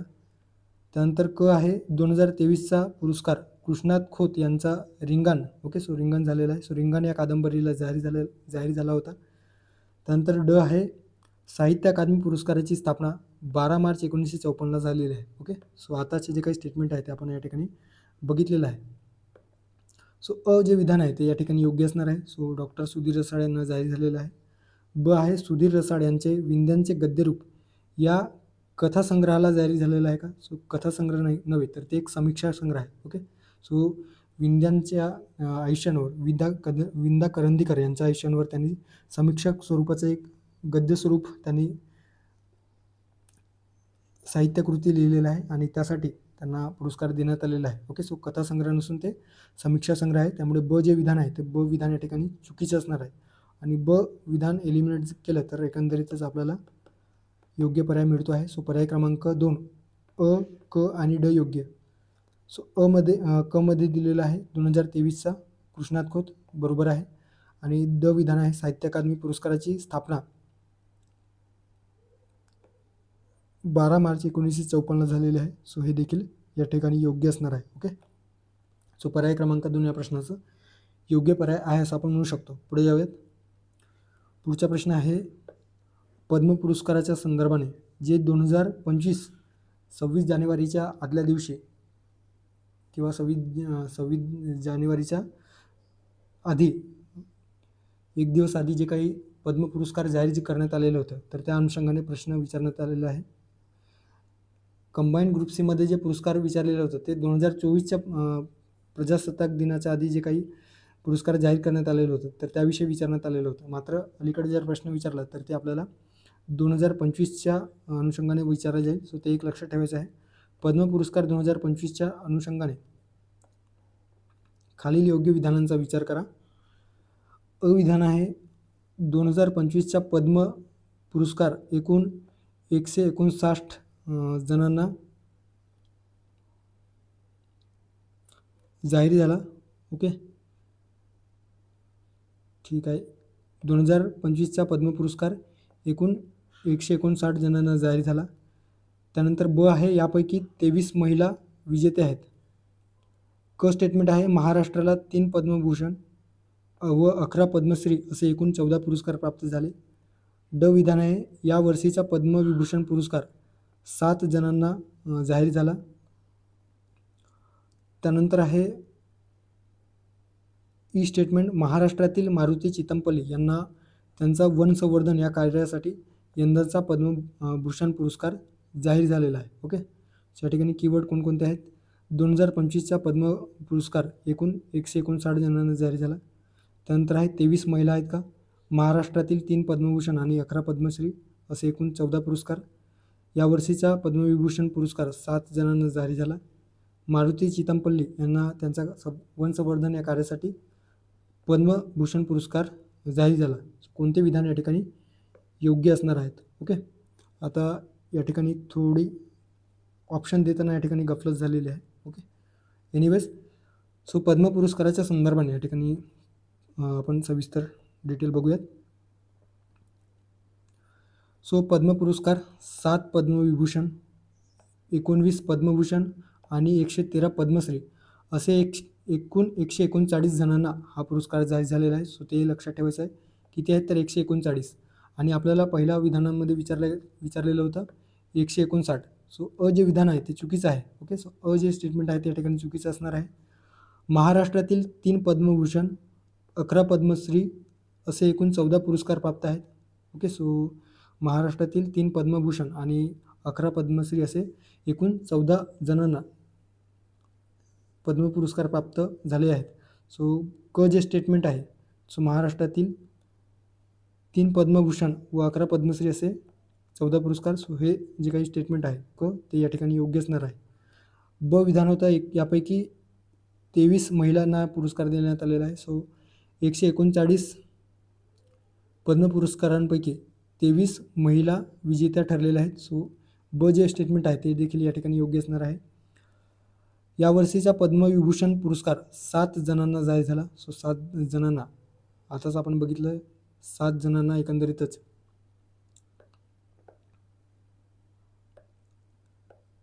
पद्मविभूषण पुरस्कार जाहीर झालेला आहे. त्याच्यामुळे ड देखील स्टेटमेंट या ठिकाणी काय असणार आहे तर योग्य असणार आहे. आणि ई जे स्टेटमेंट आहे तर ई स्टेटमेंट महाराष्ट्रातील मारुती चितमपल्ली यांना त्यांचं वन संवर्धन या कार्यासाठी यंदाचा पद्मभूषण पुरस्कार जाहीर झाला का? सो हे जे काही स्टेटमेंट आहे ते चुकीचं आहे. सो लक्षात ठेवायचं पद्मश्री हे जे काही पुरस्कार आहेत तर त्यांना जाहीर झालेला आहे, ना की पद्मभूषण. त्यामुळे ई जे स्टेटमेंट आहे ते चुकीचं आहे. सो या ठिकाणी आपण अ आणि ई जर आपण पर्याय वगळले तर या ठिकाणी योग्य पर्याय असायला पाहिजे होतं ब क ड. ओके, सो ब क ड मात्र या ठिकाणी कुठल्याही पर्यायामध्ये देण्यात आलेलं नाही. सो लक्षात ठेवायचं आहे. सो या प्रश्नाचं योग्य पर्याय असणार आहे पर्याय क्रमांक, लक्षात ठेवायचं ब क ड. ओके, सो ब क ड. सो आता बरोबर आहे फक्त ब क ड, ब क आणि ड. आता जे काही 7 पद्मविभूषण पुरस्कार मिळालेला आहे तर त्या 7 पद्मविभूषण पुरस्काराच्या अनुषंगाने सुरुवातीला जे काही बेसिक आहे तर पद्म पुरस्काराची स्थापना 1954ला झालेली आहे. सो भारतरत्नानंतर देशातील सर्वोच्च नागरी सन्मान म्हणून पद्म पुरस्काराला ओळखला जातो आहे. प्रजासत्ताक दिनाच्या पूर्वसंध्येला हे जे काही पुरस्कार आहे ते जाहीर करण्यात येतात. आतापर्यंत जुलै 1977 ते 1980, त्यानंतर ऑगस्ट 1992 ते डिसेंबर 1995 या कालावधीमध्ये पद्म पुरस्कार वितरणामध्ये खंड पडलेला आहे. सो ते देखील प्रश्नात स्टेटमेंट बेस आला तर ते देखील लक्षात ठेवायचं आहे. 77 ते 80 आणि 92 ते 95. ओके, पद्मविभूषण जे 2025चे पद्म पुरस्कारांतर्गत जे काही पद्मविभूषण पुरस्कार जाहीर झाले, सो एकूण 7 जणांना पुरस्कार जाहीर झालेला आहे. त्यामध्ये दुव्वर नागेश्वर रेड्डी औषधशास्त्र श्रेणी लक्षात ठेवायचं आहे आणि तेलंगणा राज्य. त्यानंतर आहे न्यायमूर्ती श्री जगदीप सिंग खेर किंवा खेर, सार्वजनिक व्यवहार चंदीगड. श्रीमती कुमुदिनी रजनीकांत लाखिया कला क्षेत्रासाठी गुजरात राज्यातील आहेत. लक्ष्मीनारायण सुब्रमण्यम कला क्षेत्रासाठी कर्नाटक राज्यातील आहेत. MT वासुदेव नायर मरणोत्तर पुरस्कार जाहीर झालेला आहे, लक्षात ठेवायचा आहे. साहित्य आणि शिक्षण केरळ राज्यातील आहेत. ओसामू सुजुकी मरणोत्तर त्यांना देखील हा पुरस्कार जाहीर झालेला आहे, पद्मविभूषण. व्यापार आणि उद्योग जे काही मारुती सुजुकी आहेत तर त्या मारुती सुजुकीचे ओनर आपण म्हणू शकतो. सो जपानमधील आहेत. श्रीमती शारदा सिन्हा मरणोत्तर कला क्षेत्राशी निगडीत आहेत आणि बिहार राज्यातील आहेत. त्यांना बिहारमधील बिहारची कोकिळा म्हणून ते ओळखले जातात, श्रीमती शारदा सिन्हा. सो मरणोत्तर हा पुरस्कार त्यांना पद्मविभूषण पुरस्कार जाहीर झालेला आहे. 107 लक्षात ठेवायचं आहे. सो यापैकी या पद्मविभूषण पुरस्कारापैकी फक्त एका व्यक्तीला मरणोत्तर आणि परकीय जे काही व्यक्ती आहेत जपानमधील ओसामू सुजुकी ज्यांना पद्मविभूषण पुरस्कार जाहीर झालेला आहे. सो ते लक्षात ठेवायचं आहे. त्यानंतर 19 जे पद्मभूषण आहेत, 7 पद्मविभूषण, 19 पद्मभूषण आणि पद्मश्री असे किती 110. 110 आहेत ना, सॉरी 113. सो 113 पद्मश्री. सो या ठिकाणी पद्मभूषण 19 आणि महाराष्ट्रातील किती व्यक्तींना पद्मश्री पुरस्कार जाहीर झालेला आहे तर त्या बाबतीत लक्षात ठेवायचं आहे. या ठिकाणी आणखी एक लक्षात ठेवायचं आहे, महाराष्ट्रातील कोणत्याही व्यक्तींना एकंदरीतच पद्मविभूषण पुरस्कार जाहीर झालेला नाही, मात्र पद्मभूषण 3 आणि पद्मश्री असे 11 पद्मश्री असे पुरस्कार जाहीर झालेले आहेत. आता पद्मभूषण पुरस्कार महाराष्ट्रातील मनोहर जोशी मरणोत्तर, पंकज उदास मरणोत्तर, त्यानंतर शेखर कपूर असे 3 व्यक्तींना एकंदरीतच महाराष्ट्रातील 3 व्यक्तींना पद्मभूषण पुरस्कार जाहीर झालेला आहे. पद्मश्री 11 महाराष्ट्रातील व्यक्तींना जाहीर झालेले आहे. तर त्यामध्ये अशोक सराफ कलाक्षेत्र, अश्विनी भिडे देशपांडे कलाक्षेत्र, जसपिंदर नरूला कलाक्षेत्रासाठी, राजेंद्र भानू मुजुमदार कलाक्षेत्रासाठी, वासुदेव कामत कलाक्षेत्र, अच्युत रामचंद्र पालव कलाक्षेत्रासाठी, श्रीमती अरुंधती भट्टाचार्य व्यापार आणि उद्योग, चैत्राम देवचंद पवार सामाजिक कार्य, नाव लक्षात ठेवायचं आहे, चैत्राम देवचंद पवार सामाजिक कार्यासाठी त्यांना पद्मश्री पुरस्कार दिले गेलेला आहे. त्यानंतर मारुती चितमपल्ली साहित्य आणि शिक्षण जे वन संवर्धनासाठी त्यांनी कार्य केलेलं आहे तर त्यासाठी देखील त्यांना पद्मश्री पुरस्कार देण्यात आलेला आहे. त्यानंतर आहे सुभाष खेतुलाल शर्मा कृषी क्षेत्रासाठी आणि डॉक्टर विलास डांगरे वैद्यकीय क्षेत्रासाठी. सो असे एकूण 11 पद्मश्री पुरस्कार देण्यात आलेले आहे. सो इट्स ऑल अबाउट पद्म पुरस्कार. पुढे जाऊयात. पुढचा प्रश्न एकंदरीतच 71व्या राष्ट्रीय चित्रपट पुरस्काराच्या अनुषंगाने प्रश्न विचारण्यात आलेला आहे आणि योग्य विधानांचा विचार करा असा एकंदरीत प्रश्न आहे. अविधान आहे सुवर्णकमळ यासाठीचा सर्वोत्कृष्ट चित्रपट पुरस्कार 12th फेल या चित्रपटाला मिळाला. त्यानंतर ब विधान आहे सर्वोत्कृष्ट बालचित्रपट नाड 2 या चित्रपटाला मिळाला. रजत कमळ पुरस्कारासाठी सर्वोत्कृष्ट अभिनेत्रीचा पुरस्कार राणी मुखर्जी यांना मिळाला आहे का? आणि ड विधान आहे सर्वोत्कृष्ट मराठी चित्रपट श्यामची आई दिग्दर्शक सुजय डहाके हे ठरले. आणि आपल्याला योग्य विधान या ठिकाणी ओळखायचं आहे. आता 11व्या राष्ट्रीय चित्रपटाच्या अनुषंगाने जे 2023च्या नावाने 1 ऑगस्ट 2025ला घोषणा करण्यात आलेली आहे. सो लक्षात ठेवायचं आहे 71वा राष्ट्रीय चित्रपट पुरस्कार 2023चा आहे जे 2025ला घोषणा करण्यात आलेले आहे. सो सुवर्णकमळ जे काही पुरस्कार आहे सो ज्याला गोल्डन पिकॉक अवॉर्ड्स म्हटलं जातो आहे. सो या अंतर्गत सर्वोत्कृष्ट चित्रपट कोणतं ठरलेलं आहे तर 12th फेल. सो हिंदी भाषेतील 12th फेल एकंदरीतच मनोज शर्मा जे IPS अधिकारी आहेत तर त्यांच्या जीवनावर आधारित हे चित्रपट आहे. दिग्दर्शक कोण आहेत तर विधू विनोद चोप्रा. त्यानंतर आहे सर्वोत्कृष्ट मराठी चित्रपट श्यामची आई. दिग्दर्शक कोण आहेत तर सुजय डहाके. दिग्दर्शक पदार्पणातील सर्वोत्कृष्ट चित्रपट आत्म पॅम्पलेट. सो आत्म पॅम्पलेट या चित्रपटाला जे मराठी चित्रपट आहेत आणि दिग्दर्शक कोण आहेत तर आशिष अविनाश बेंडे. सो आशिष अविनाश बेंडे यांच्या आत्म पाम्पलेट जे पहिले चित्रपट आहेत तर त्याला दिग्दर्शक पदार्पणातील सर्वोत्कृष्ट चित्रपटाचा पुरस्कार देण्यात आलेला आहे. सर्वोत्कृष्ट बालचित्रपट नाड 2. ओके, सो नाड 2 या चित्रपटाला दिग्दर्शक कोण आहेत तर Sudhakar Reddy Yakanti. Okay, so director कोण आहेत तर सुधाकर रेड्डी यकंती. याआधी देखील या नाड चित्रपट ज्यावेळेस प्रसिद्ध झालेलं होतं तर त्यावेळेस देखील या नाड चित्रपटाच्या अनुषंगाने सुधाकर रेड्डी यंकंती यावर प्रश्न विचारण्यात आलेला होता. सर्वोत्कृष्ट दिग्दर्शनाचा पुरस्कार Kerala story. Okay, so the Kerala story जे सुदीप्तू सेन यांनी दिग्दर्शित केलेलं आहे. सो याला सर्वोत्कृष्ट दिग्दर्शनाचा पुरस्कार मिळालेला आहे. रजत कमळ पुरस्काराच्या बाबतीत लक्षात ठेवायचं सर्वोत्कृष्ट अभिनेता शाहरुख खान जवान चित्रपट, विक्रांत मेशी 12th फेल. सर्वोत्कृष्ट अभिनेत्री Rani Mukerji Mrs Chatterjee versus Norway या चित्रपटातील जे अभिनेत्री आहेत राणी मुखर्जी यांना सर्वोत्कृष्ट अभिनेत्रीचा पुरस्कार देण्यात आलेला आहे. सर्वोत्कृष्ट बालभूमिका जे मराठी चित्रपट आहे नाड 2. सो या अंतर्गत नाड 2 या चित्रपटाअंतर्गत त्रिशा ठोसर, श्रीनिवास पोकळे आणि भार्गव जगताप यांना सर्वोत्कृष्ट बालभूमिकासाठी पुरस्कार देण्यात आलेला आहे. ओके, आता प्रश्नाकडे येऊयात. अविधान होतं सुवर्ण कमळ यासाठीच्या सर्वोत्कृष्ट चित्रपटाचा पुरस्कार 12th फेल या चित्रपटाला मिळालेला आहे. बरोबर आहे. सर्वोत्कृष्ट बालचित्रपट नाड 2 या चित्रपटाला जाहीर झालेला आहे. सो हे देखील बरोबर आहे. नाड 2 सर्वोत्कृष्ट बालचित्रपट. सो ब देखील या ठिकाणी योग्य असणार आहे. रजत कमल पुरस्कारासाठी सर्वोत्कृष्ट अभिनेत्रीचा पुरस्कार रजत कमल पुरस्काराला सर्वोत्कृष्ट अभिनेत्री पुरस्कार राणी मुखर्जी. ओके, सो अभिनेत्री राणी मुखर्जी यांना जारी झालेला आहे. सो हे देखील बरोबर असणार आहे. आणि सर्वोत्कृष्ट मराठी चित्रपट श्यामची आई, दिग्दर्शक सुजय ढाके हे ठरले. सो सर्वोत्कृष्ट मराठी चित्रपट श्यामची आई, दिग्दर्शक सुजय ढाके. सो या ठिकाणी आपण म्हणू शकतो की वरील सर्व जे पर्याय आहेत ते योग्य असणार आहे. सो पर्याय क्रमांक 3 वरील सर्व योग्य. ओके, सो वरील सर्व योग्य या ठिकाणी योग्य पर्याय असणार आहे. त्यानंतरचा पुढचा प्रश्नाकडे जाऊयात. खालील योग्य विधानांचा विचार करा. आणि जे काही सुभाषचंद्र बोस आपत्ती व्यवस्थापन पुरस्कार आहे तर त्या अनुषंगाने प्रश्न विचारण्यात आलेला आहे.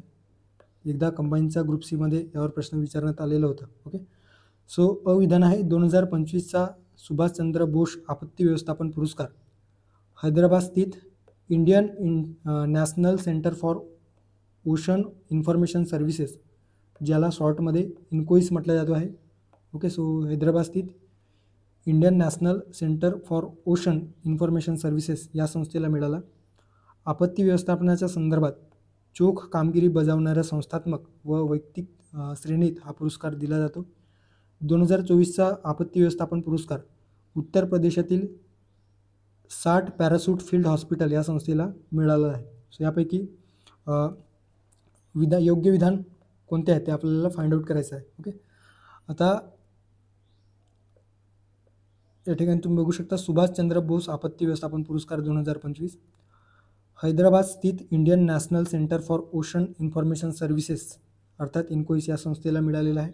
अर्थातच पहिले जे काही विधान आहे त्या ठिकाणी योग्य असणार आहे. आपत्ती व्यवस्थापनाच्या संदर्भात नावातच असल्या कारणामुळे जे काही आपत्ती व्यवस्थापनाचा पुरस्कार आहे तो दिला जातो आहे. आणि संस्थात्मक वैयक्तिक श्रेणीत तसेच संस्थात्मक श्रेणीत पुरस्कार दिला जातो. त्याच्यामुळे ब जे विधान आहे ते देखील योग्य असणार आहे. 2024चा आपत्ती व्यवस्थापन पुरस्कार UPतील 60 पॅराशूट फील्ड हॉस्पिटल. सो 2024चा जो काही आपत्ती व्यवस्थापन पुरस्कार आहे तर 60 parachute field hospital Uttar Pradesh या राज्यातील या संस्थेला हा पुरस्कार देण्यात आलेला होता. ओके, सो क जे स्टेटमेंट आहे ते देखील या ठिकाणी योग्य असणार आहे. सो वरीलपैकी सर्व योग्य विधान आहे त्यामुळे पर्याय क्रमांक 4 या प्रश्नाचा योग्य पर्याय असणार आहे. आता यासोबतच एक लक्षात ठेवायचं आहे, कदाचित यावर प्रश्न विचारला जाऊ शकतो कारण हे जे काही पुरस्कार आहे JCB पुरस्कार ते 2025 पासून बंद करण्यात आलेलं आहे. त्याच्यामुळे प्रॉबॅबिलिटी आहे की यावर प्रश्न विचारला जाईल. ओके, JCB पुरस्कार 2024च्या बाबतीत लक्षात ठेवायचं आहे. उपमन्यू चॅटर्जी यांचा Lorenzo searches for the meaning of life ही काही कादंबरी आहे. Lorenzo searches for the meaning of life या कादंबरीसाठी 2024चा JCB पुरस्कार देण्यात आलेला आहे. JCB पुरस्कार हे JCB इंडिया या संस्थेद्वारे दिला जात आहे. याला साहित्य क्षेत्रातील सर्वोच्च बक्षीस रक्कम असणारा पुरस्कार म्हटला जातो, कारण 25 लाख रुपये या साहित्य कृतीसाठी किंवा या पुरस्कारांतर्गत विजेत्यांना दिला जातो आहे. ओके, सो ते लक्षात ठेवायचं, 25 लाख रुपये दिले जायचे. मात्र अलीकडे जून 2025मध्ये JCB इंडियाद्वारे JCB पुरस्कार बंद करण्यात आल्याची अधिकृत घोषणा करण्यात आलेली आहे. त्यामुळे JCB पुरस्कार आपल्याला माहिती असायला हवी. ओके, सो पर्याय क्रमांक 4 वरील सर्व या प्रश्नाचे योग्य पर्याय असणार आहे. पुढे जाऊयात. पुढचा प्रश्न आहे, राष्ट्रीय स्तरावर विज्ञानाच्या क्षेत्रात उत्कृष्ट कामगिरी बजावण्यासाठीचा राष्ट्रीय विज्ञान पुरस्कार 2024 जाहीर करण्यात आला. या पुरस्कारात विज्ञान रत्न हे पुरस्कार डॅश डॅश यांना प्राप्त झाले. ओके, सो एकंदरीतच जे काही राष्ट्रीय विज्ञान पुरस्कार आहे 2024च्या अनुषंगाने, तर त्याविषयी या ठिकाणी प्रश्न विचारण्यात आलेला आहे. जयंत भालचंद्र उद्गावकर, गोविंद पद्मनाभन, विवेक पोलशेट्टीवार आणि सतीश आडेकर. ओके, सो सतीश आडेकर, विवेक पोलशेट्टीवार, गोविंद पद्मनाभम की उद्गावकर. सो राष्ट्रीय विज्ञान पुरस्कार 2024 लक्षात ठेवायचं आहे. या अंतर्गत 4 श्रेणीमध्ये हे पुरस्कार दिला जातो. कोणत्या श्रेणी आहेत? विज्ञान रत्न, विज्ञान टीम, विज्ञान श्री आणि विज्ञान युवा. विज्ञान रत्न हा पुरस्कार गोविंद पद्मनाभन यांना जाहीर झालेला आहे, जे बायोलॉजिस्ट आहेत. सो लक्षात ठेवायचं, जीवशास्त्रज्ञ आहेत. सो यांना 2024चा जे की पहिलाच राष्ट्रीय विज्ञान रत्न पुरस्कार होते, सो ते जाहीर झालेलं आहे. सो या प्रश्नाचा योग्य पर्याय असणार आहे पर्याय क्रमांक 2, गोविंद पद्मनाभन. तर विज्ञान टीम जे पुरस्कार आहेत ते Chandrayaan team. Okay, so Chandrayaan 3 मिशनच्या अनुषंगाने जी टीम कार्य करत होती, तर त्याला विज्ञान टीम म्हणून पुरस्कार देण्यात आलेला आहे. विज्ञान श्री पुरस्कार अन्नपूर्णी सुब्रमण्यम, जयंत भालचंद्र उद्गावकर, नभा कुमार मंडल. ओके, सो जे काही जयंत भालचंद्र उद्गावकर आहेत, तर त्यांना विज्ञान श्री पुरस्कार देण्यात आलेला आहे. विज्ञान युवा पुरस्कार विवेक पोलशेट्टीवार, उर्वशी सिन्हा आणि रॉक्सी मॅथ्यू कॉल. सो लक्षात ठेवायचं, विवेक पोलशेट्टीवार, उर्वशी सिन्हा. सो विवेक पोलशेट्टीवार यांना विज्ञान युवा पुरस्कार जाहीर झालेला आहे. आणि सतीश आडेकर यांना जनस्थान पुरस्कार जाहीर झालेला आहे. सो ते लक्षात ठेवायचं, Janasthan. Okay, so Janasthan, not Janasthan, Janasthan.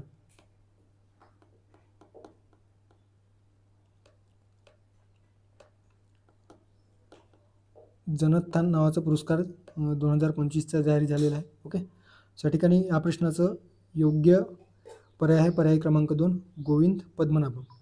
आता पुरस्काराबद्दल जर आपण बघितलं तर ऑगस्ट 2024मध्ये या ठिकाणी पहिल्यांदा या पुरस्काराची घोषणा करण्यात आलेली होती. ते एक लक्षात ठेवायचं आहे. चांद्रयान 3च्या यशस्वी मोहिमेनंतर 23 ऑगस्टला राष्ट्रीय अंतराळ दिन या दिवशी या राष्ट्रीय विज्ञान पुरस्काराची जे काही पुरस्कार जे आहेत ते वितरित केले जाईल असे ठरवण्यात आलेलं आहे. सो ते देखील आपल्याला लक्षात ठेवायचं आहे. शांतीस्वरूप भटनागर पुरस्कारासह इतर जे काही विज्ञानासाठी दिले जाणारे पुरस्कार आहेत, तर त्या पुरस्काराची जागा आता राष्ट्रीय विज्ञान पुरस्काराने घेतलेली आहे. 2025मध्ये अद्याप तरी जे काही पुरस्कार आहे ते जाहीर झालेले नाही. सो 2024चंच आपल्याला लक्षात ठेवायचं आहे. जे गोविंद पद्मनाभन हे मोस्ट प्रोबॅबिलिटी आहे विज्ञान रत्न पुरस्कार विचारला जाऊ शकतो. ओके, सो दरवर्षी राष्ट्रीय तंत्रज्ञान दिनी अर्थात 11 मेला या पुरस्काराची घोषणा केली जाईल. आणि पुरस्कार सोहळा कधी पार पडला जाईल तर राष्ट्रीय अवकाश दिनी अर्थात राष्ट्रीय अंतराळ दिनी 23 ऑगस्टला प्रदान केले जाईल असे ठरवण्यात आलेलं आहे. सो ते एक लक्षात ठेवायचं आहे. पुढे जाऊयात. पुढचा प्रश्न आहे दादासाहेब फाळके पुरस्कार यांच्या संदर्भात प्रश्न या ठिकाणी विचारण्यात आलेला आहे. सो एक मिनटं. आता या ठिकाणी एक लक्षात ठेवायचं आहे, जनस्थान पुरस्कार आहे सतीश आडेकर यांना 2000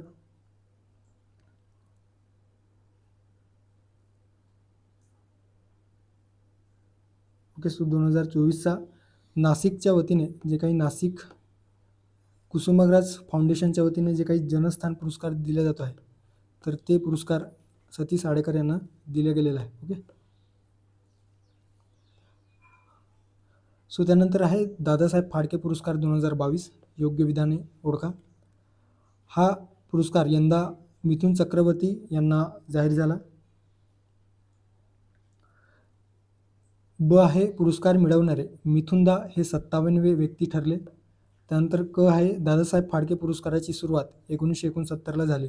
या ठिकाणी आपल्याला योग्य विधान फाइंड आउट करायचं आहे. ओके. आता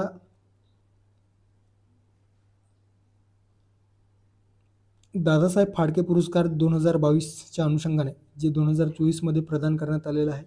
सो मिथुन चक्रवर्ती यांना 2022चा 54वा दादासाहेब फाळके पुरस्कार दादासाहेब फाळके जीवन गौरव पुरस्कार देण्यात आलेला आहे. सो लक्षात ठेवायचं आहे 54व्या क्रमांकाचा हे पुरस्कार मिथुन चक्रवर्ती यांना जाहीर झालेला आहे. आणि ब विधानात आपल्याला दिलं गेलेलं होतं की पुरस्कार मिळवणारे मिथुनदा 57वे व्यक्ती ठरलेले आहेत. ते चुकीचं आहे, तर ते 54वे व्यक्ती ठरलेले आहेत. सो ते लक्षात ठेवायचं आहे. त्यामुळे ब जे विधान आहे ते चुकीचं असणार आहे. सो ब जे पर्याय आहे ते आपण एलिमिनेट करू शकतो. ओके. त्यानंतर क विधान दादासाहेब फाळके पुरस्काराची सुरुवात 1969ला झाली का?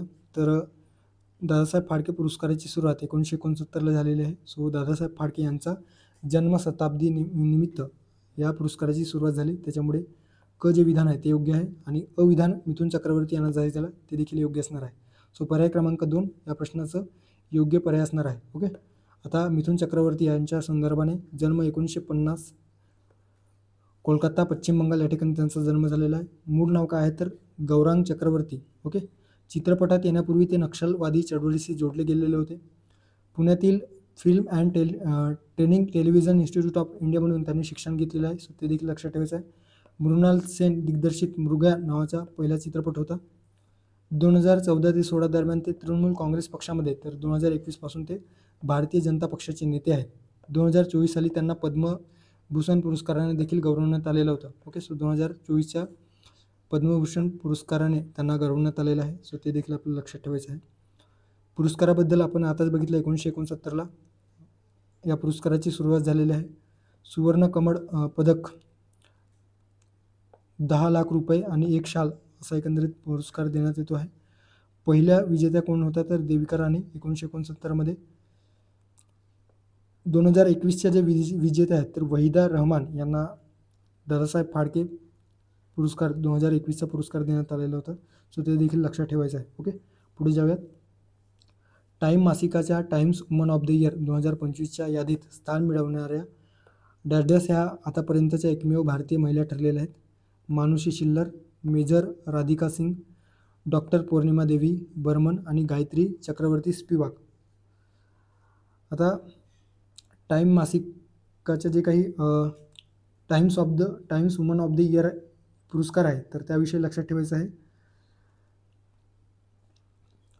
आसाममधील एक जीवशास्त्रज्ञ आहेत डॉक्टर पौर्णिमा देवी बर्मन.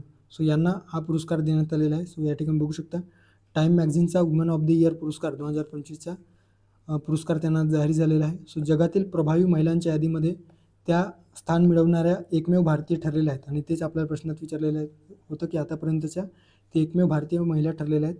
त्यामुळे पर्याय क्रमांक 3 या प्रश्नाचं योग्य पर्याय असणार आहे. त्यांना 2017चा नारी शक्ती पुरस्कार, 2022च्या चॅम्पियन्स ऑफ द अर्थ पुरस्कार देण्यात आलेला आहे. विटली गोल्ड अवॉर्ड जे ग्रीन ऑस्कर म्हणून ओळखला जातो. सो 2024च्या अनुषंगाने अत्यंत महत्त्वाचं आहे, हे लक्षात ठेवायचं आहे.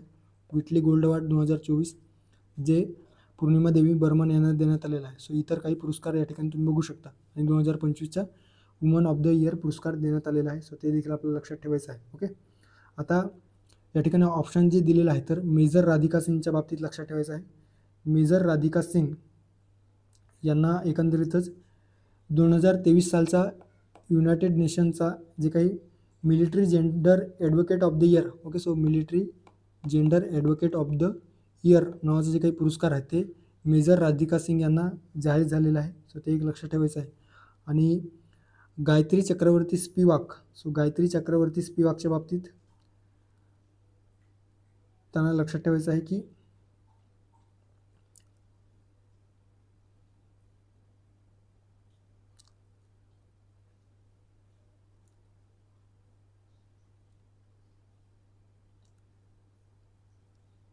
एकच मिनटं.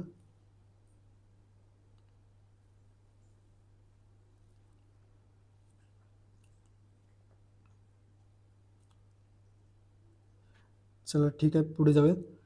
यांच्याविषयी आणखी यांना काहीतरी कुठला तरी आंतरराष्ट्रीय पुरस्कार मिळालेला आहे. मी तुम्हाला ते टेलिग्राममध्ये सेंड करतो. ओके, पुढे जाऊयात. पुढचा प्रश्न आहे रमन मॅग्सेसे पुरस्कार 2025च्या अनुषंगाने या संदर्भात योग्य विधान विचारात घ्या. विधान आहे 2025चा पुरस्कार साहिना अली, फ्लावी अँटोनियो विलेन्युएला आणि भारतातील एज्युकेट गर्ल्स या संस्थेला जाहीर झाले. त्यानंतर आहे रमन मॅग्सेसे पुरस्कार हे आशियातील नोबेल म्हणून ओळखला जातो. ओके, सो लक्षात ठेवायचं आहे, या पुरस्काराला आशियातील नोबेल म्हणून ओळखला जातो. या ठिकाणी टायपिंग मिस्टेक झालेला आहे. सो या पुरस्काराची सुरुवात 1958 पासून सुरू झाली. त्यानंतर विधान आहे पहिले भारतीय विजेते आचार्य विनोबा भावे हे होते. ओके, एनिवेज प्रश्न थोडाफार फॉर्मॅटमध्ये किंवा टायपिंग मिस्टेक झालेला असला तरी आपण इन्फॉर्मेशन आपल्या परीक्षेत कामी येईल अशा स्वरूपाचा बघतो आहोत. सो या ठिकाणी रमन मॅग्सेसे पुरस्कार जे लेटेस्टमध्ये 2025मध्ये जाहीर झालेला आहे तर त्याविषयी लक्षात ठेवायचं आहे.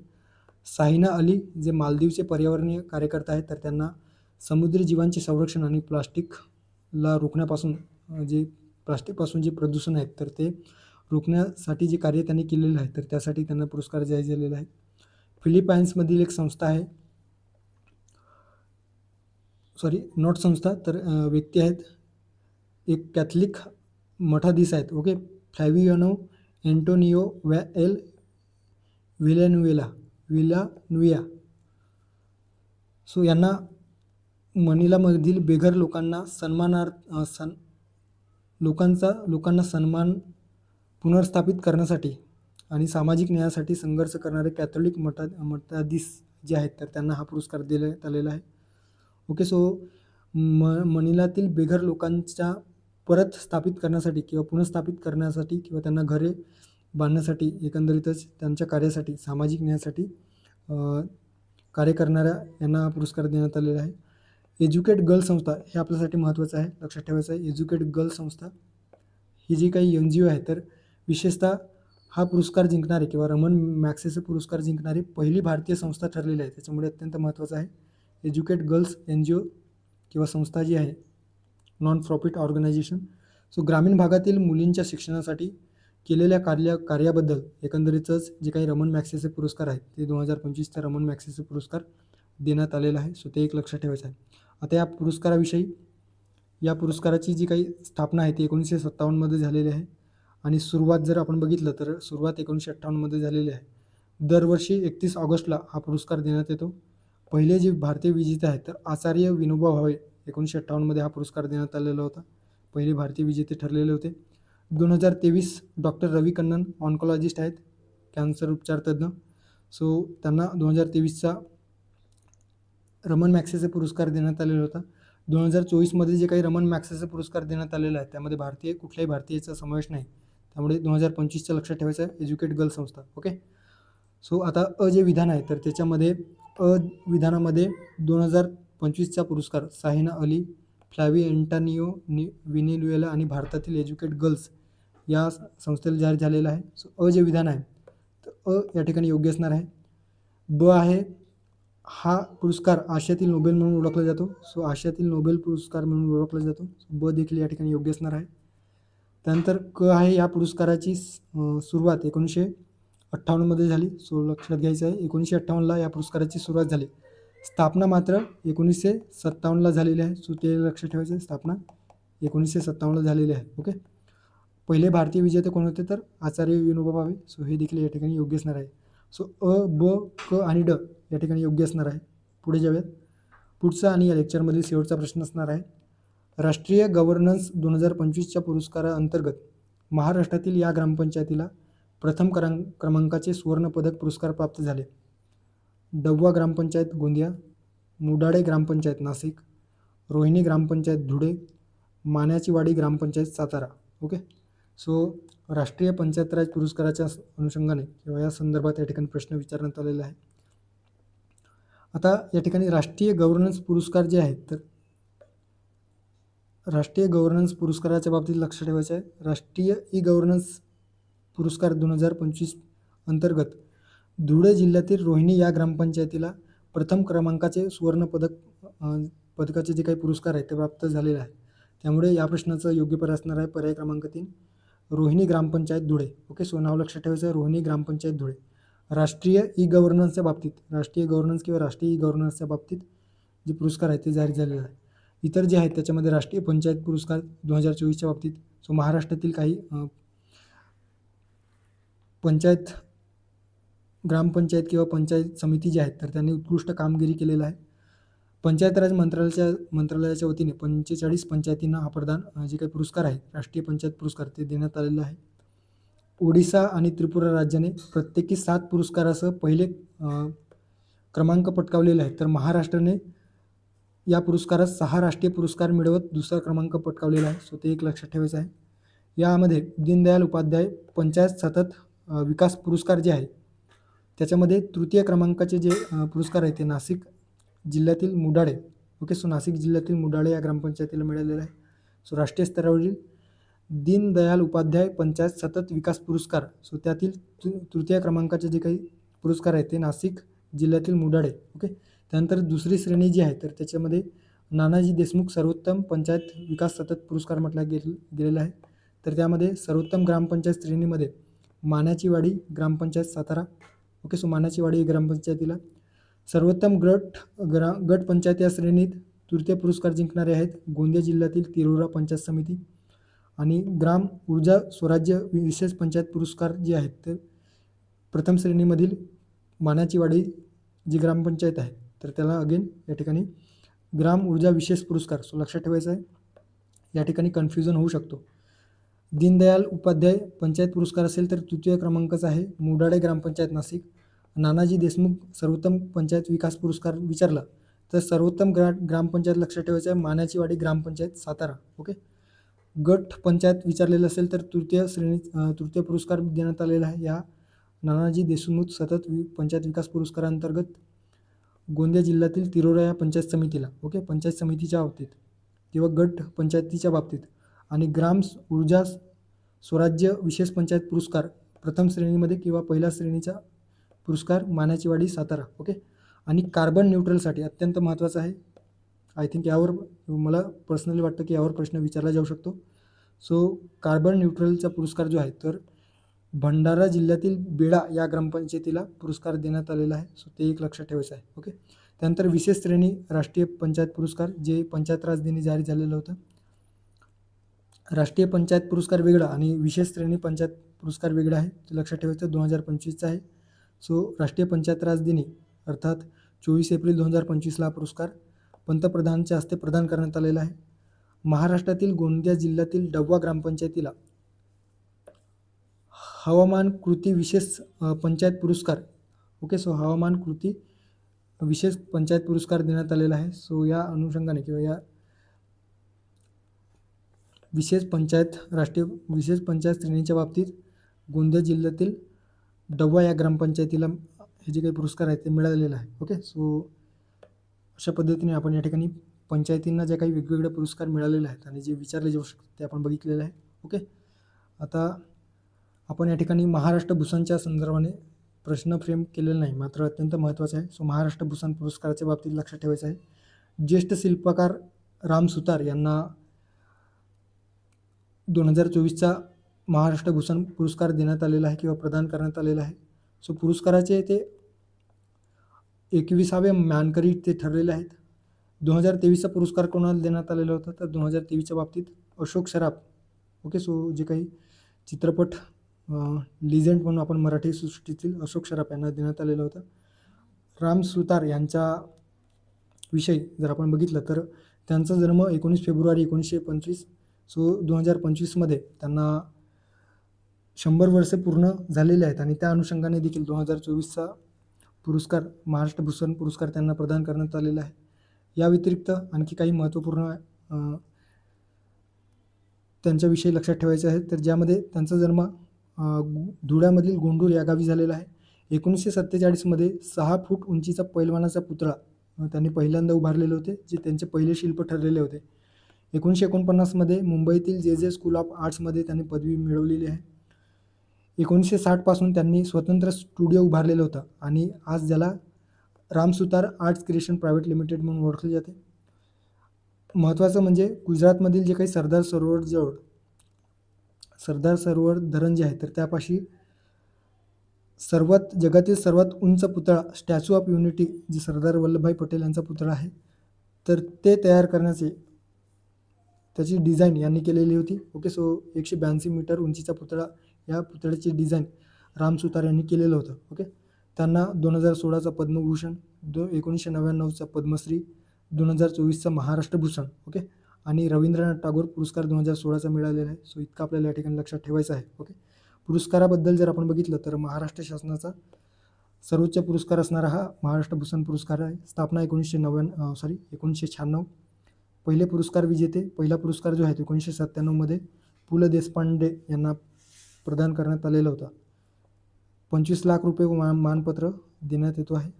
सो ते एक लक्षात ठेवायचं आहे. बाकी इतर इन्फॉर्मेशन तुम्ही या ठिकाणी वाचून घेऊ शकता. त्यानंतर आहे मराठी भाषा विभाग साहित्यिक पुरस्कार, महत्त्वाचा आहे. यावर देखील याआधी प्रश्न विचारण्यात आलेला आहे. सो मराठी भाषा विभागातर्फे देण्यात येणारे जे पुरस्कार आहेत तर त्यामध्ये लक्षात ठेवायचं आहे विंदा करंदीकर जीवन गौरव पुरस्कार कोणाला जारी झालेला आहे तर doctor Raosaheb Rangrao Borade. So doctor Raosaheb Borade यांना जे काही पुरस्कार आहे ते जाहीर झालेले आहे, विंदा करंदीकर जीवन गौरव पुरस्कार. त्यानंतर आहे श्री पु भागवत पुरस्कार, जे विशेषतः मराठी भाषेतील साहित्यकृतीला प्रकाशित करणाऱ्या ज्या संस्था आहेत तर त्या संस्थांना दिला जातो. सो प्रकाशकांना हे जे काही पुरस्कार आहेत ते दिला जातो आहे. सो श्री पु भागवत पुरस्कार ज्योत्स्ना प्रकाशन, सो पुण्यामधील जे काही ज्योत्स्ना प्रकाशन आहे सो या प्रकाशनाला एकंदरीतच श्री पु भागवत पुरस्कार देण्यात आलेला आहे. त्यानंतर आहे अशोक केडकर भाषा अभ्यासक पुरस्कार. सो लक्षात ठेवायचं आहे भाषा अभ्यासक पुरस्कार कोणाच्या नावाने, अशोक केडकर यांच्या नावाने, जे doctor Ramesh Sitaram Suryavanshi. Okay, so doctor Ramesh Sitaram Suryavanshi यांना जाहीर झालेला आहे किंवा देण्यात आलेला आहे. यासोबतच श्री मंगेश पाडगावकर भाषा संवर्धन पुरस्कार. भाषा अभ्यासक म्हटलं तर अशोक केडकर आणि भाषा संवर्धन म्हटलं तर मंगेश पाडगावकर. सो भाषा संवर्धन पुरस्कार जे आहे मंगेश पाडगावकर यांच्या नावाने देण्यात येणार तर ते कोणाला जारी झालेलं आहे तर भीमाबाई जोंधळे. ओके, सो श्रीमती भीमाबाई जोंधळे यांना पुरस्कार देण्यात आलेला आहे. सो हे आपल्याला लक्षात ठेवायचं आहे. यासोबतच काही महाराष्ट्रातील सांस्कृतिक विभागातील चित्रपट पुरस्कार आहेत ते तुम्ही नंतर या PDF मधून वाचून घ्या. ओके, सो अशा पद्धतीने या ठिकाणी ते तुम्ही बघू शकता. सो आता महाराष्ट्र सांस्कृतिक विभाग चित्रपट पुरस्कार 2024 जर बघितलं तर राज कपूर जीवन गौरव पुरस्कार 2024 अनुपम खेर यांना जारी झालेला आहे. चित्रपती व्ही शांताराम जीवन गौरव पुरस्कार 2024 महेश मांजरेकर यांना देण्यात आलेला आहे किंवा प्रदान करण्यात आलेला आहे. त्यानंतर आहे राज कपूर विशेष योगदान. राज कपूरच्या नावाने 2 पुरस्कार, जीवन गौरव आणि विशेष योगदान. त्याचप्रमाणे चित्रपती व्ही शांताराम यांच्या नावाने देखील 2 पुरस्कार, जीवन गौरव आणि विशेष योगदान पुरस्कार. सो राज कपूर विशेष योगदान पुरस्कार अभिनेत्री काजोल देवगन यांना प्रदान करण्यात आलेला आहे. तर चित्रपती व्ही शांताराम विशेष योगदान पुरस्कार मराठी अभिनेत्री मुक्ता बर्वे यांना जाहीर झालेला आहे. आणि गान सम्राज्ञी लता मंगेशकर पुरस्कार 2025 जे काही मराठी गझल गायक आहेत भीमराव पांचाळे सो यांना गान सम्राज्ञी लता मंगेशकर पुरस्कार 2025 जाहीर झालेला आहे. सो ते एक लक्षात ठेवायचं आहे. सो अशा पद्धतीने महत्त्वपूर्ण जे काही पुरस्कार आहेत तर ते आपण या ठिकाणी बघितलेलं आहे. या व्यतिरिक्त या ठिकाणी काही पुरस्कार जर राहिलेले असतील वन लाइनर स्वरूपामध्ये आपण ते एकंदरीतच आपल्या टेलिग्राम चॅनलमध्ये मी तुम्हाला ते टेलिग्रामची लिंक शेअर करतो थोड्या वेळात ग्रुपवर किंवा तुमच्या पर्सनल जे काही चॅटबॉक्स आहेत त्याच्यामध्ये सेंड करतो. ओके, सो आता हे जे काही लेक्चर आहे ते यूट्यूबमध्ये देखील जाणार आहे तर त्यामुळे या ठिकाणी थोडं आपण बॅचविषयी बघूयात. सो राज्यसेवा पूर्व 2025च्या अनुषंगाने 15 दिवसामध्ये वेळ कमी असल्या कारणामुळे आपण प्रश्नांच्या माध्यमातून हे रिव्हिजन सिरीज सुरू केलेलं आहे. ओके, सो यामध्ये 15 टॉपिक आपण बघणार आहोत. पुरस्कार, क्रीडा घडामोडी, संरक्षण, अंतरिक्ष, राजकीय, आर्थिक, जागतिक परिषदा ज्या आहेत आंतरराष्ट्रीय संघटनांच्या असतील, महाराष्ट्र विशेष असेल, त्यानंतर नियुक्ती असेल, निधन, निर्देशांक, विज्ञान व तंत्रज्ञान, पर्यावरण, सामाजिक योजना, महत्त्वपूर्ण समित्या, पुस्तके व जे काही महत्त्वपूर्ण वन लाइनर आहेत ते आपण असे 15 टॉपिक या ठिकाणी कवर करणार आहोत. ओके, सो 15 दिवसामध्ये. सो थांबूया. थँक्यू, धन्यवाद, all the best. Thank you for watching.